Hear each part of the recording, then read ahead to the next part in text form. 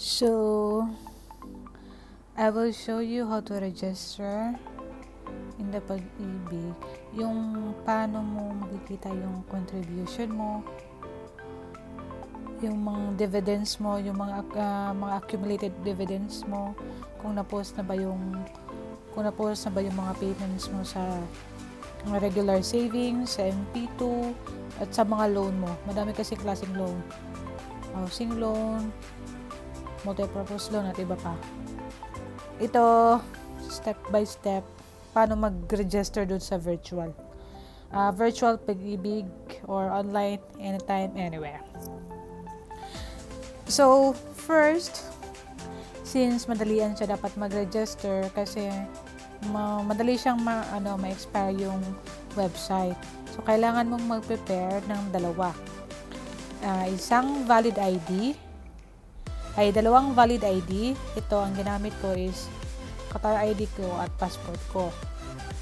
At saka, selfie na kasama ang ID. Ganito. Once handa na yan, i-cut mo lang siya ng maganda para din ma-accept dun sa application. So, once okay ka na, nakahanda na yan, punta ka na dun sa Pag-ibig na website. So, ang Pag-ibig na website, pagibigfund.gov.ph. Ito ang una mo makikita. Punta ka sa Virtual Pag-ibig.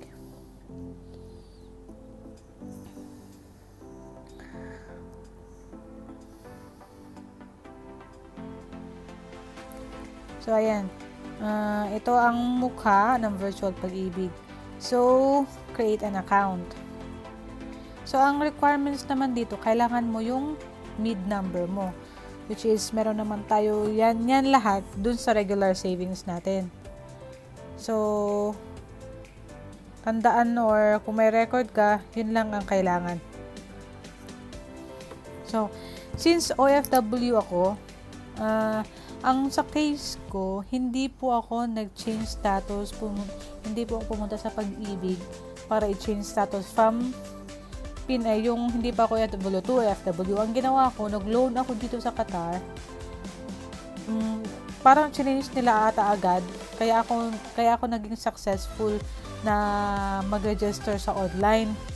Pero nung tinignan ko yung details ko sa loob, yung employer ko nakapinas pa rin. Kaya feeling ko dahil doon sa loan ko dito, yung sa multi-purpose loan ko. So, ito yung mukha after mo maklik yan. Click mo lang ito, account creation for OFWs. Yan, click here. Since naka-register na ako, ang gagamitin ko sa ate ko, hindi siya OFW, pero at least mapakita ko sa inyo kung ano ang mukha. Hindi ko lang siya i-proceed.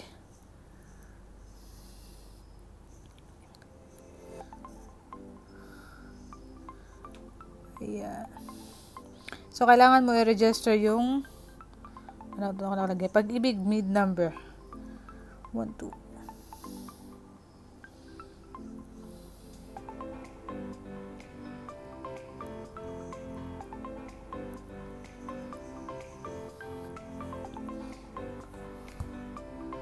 Last name.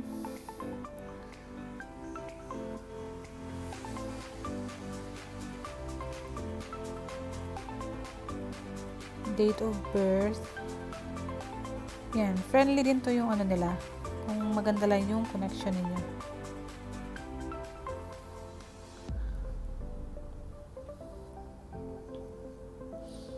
Proceed.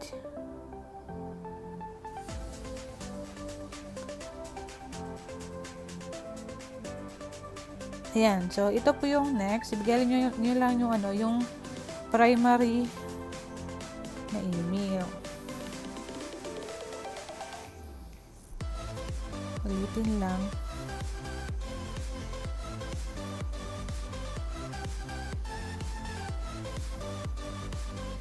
Via email since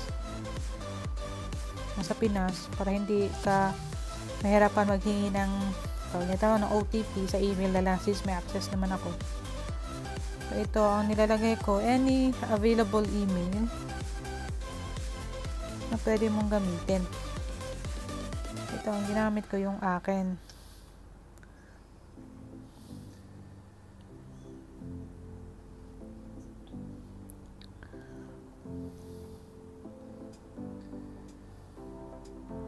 Your one-time PIN OTP will be sent to your secondary email. Secondary email. So, nasa email ko. So, titignan natin yung email.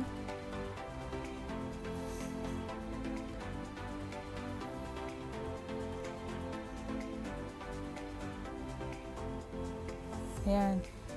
Yung email, ito ang number 4415. Balik tayo doon. 4415. Proceed.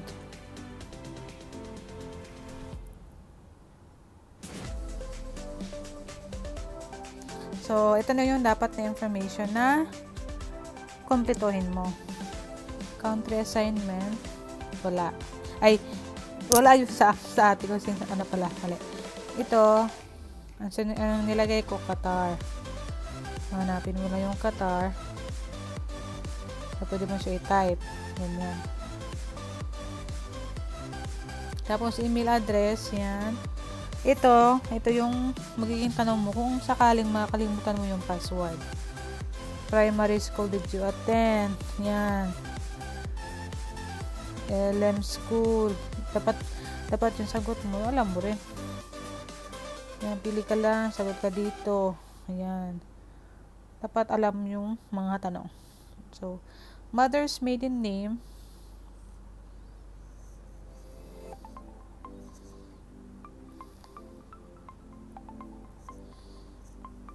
Yung maiden name dapat, yung pagkadalaga ng mama mo. Place of birth, if outside the Philippines. Ito, origin mo. Automatic din to.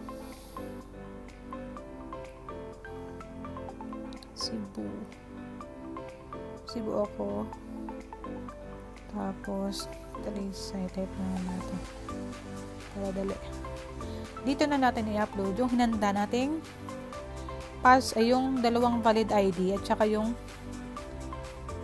yung selfie. Ang nakalagay dito, send a picture of your valid identification card or passport showing photo and details of your identity. Hindi naman nakalagay dito na isa or dalawa. Pero kami, para sure, din dalawa namin. Since maliit lang naman yung card. So, passport or other IDs. Yan, select file. Yan, doon ka sa photo library. Mo yan, ma-select. Next is dito yung selfie mo, yung pinakamaganda mong selfie. Yan, i-search mo lang doon, i-attach mo. Tapos kung sakali mang hindi tatanggapin, meaning hindi yan tama ang extension, hindi JPEG, PNG or whatever. So, kailangan mo siya ulitin hanggang sa yan. Tapos ka na dyan. Kung successful naman na-attach, i-click mo lang yung submit. Hindi ko lang siya i-submit kasi hindi naman to magiging successful kasi hindi po OFW yung ate ko. At isa din, yung friend ko, tinuruan ko siya nito. Nag-register siya, OFW siya dito. Kaso, hindi siya nakapag-update, hindi rin siya nakapag-loan. So, nang sinubmit niya, hindi siya na-successful. Bali, sinabihan siya na, please go to Pag-ibig office, like that, for registration. Ako, successful ako. Titignan ko yung ano ko. Ito yung matatanggap. Ayan.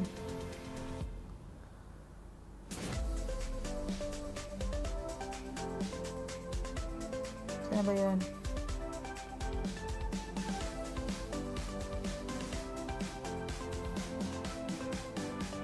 Ayan. Ito yung natanggap ko na email. Congratulations, your virtual Pag-ibig has been activated. So, activated na yung akin. Tapos, magbibigay sila ng temporary password. Pagka temporary password, nagbigay sila ng password, balik ka dun sa sa login. Balik ka dun sa login.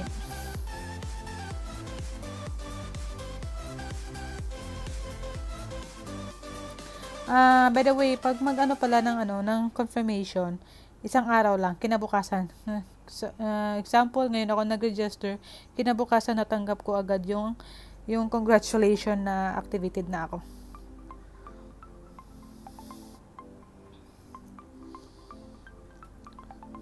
So, login.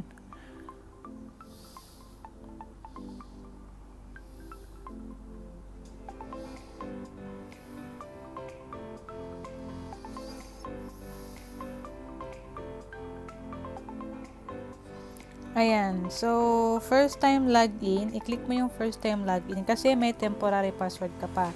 Ayan, i-click mo yan, temporary password, verify. Tapos, after nyan, mag-i-input ka ng, tawag nito, ng bagong password, yung gusto mo. Ayan. So, balik tayo dun sa So, papakita ko yung sa inyo, yung akin. Pakita ko yung akin kung ano ang laman ng Pag-ibig. Ito siya. So, ito ang mukha pag mag-open mo. So, ito yung mga information, mga news, announcement, news, product. Ito lang yung importante. Ay, hindi yung lagi kong tinitignan. Regular savings. Diyan, pwede mo yan i-isa-isahin. So, ayan. Yan current employer, pinas pa. Makikita mo yung total dividends mo. Hindi ba siya gano'ng kalaki, pero matutuwa ka kasi sa hinahaba-haba ng panahon, meron ka pa rin na-accumulate na dividends sa kanila. Anyway, ito lang naman is 200 lang naman per month. So, okay lang din. So, ito yung MP2 savings. MP2 savings. Ito yung voluntary savings. Kung gusto mo, 500 ang minimum. Pero ibahin natin yan pag ibahin natin sa bago kong video. So, makikita mo dito kung kailan na-post. So, tinitignan ko dito ang last remittance date, meaning hindi pa na-post yung last na binayad ko online. Dito rin ako nagbabayad. So, pwede mo tignan tong view contribution. Lagay mo lang yung year.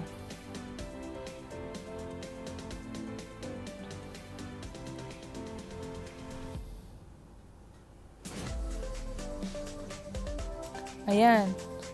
View contribution.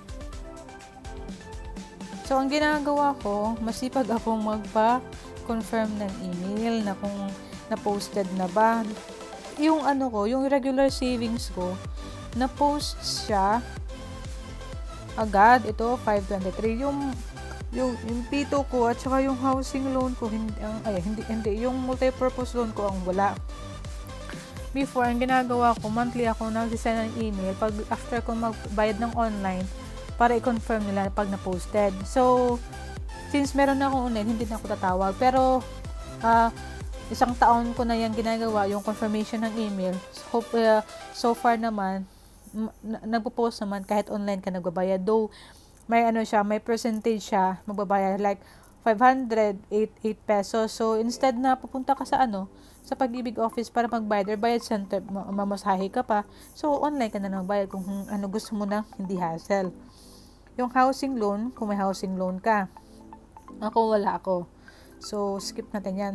Yung multi-purpose loan ito yung loan granted, yung outstanding balance, tapos ganyan.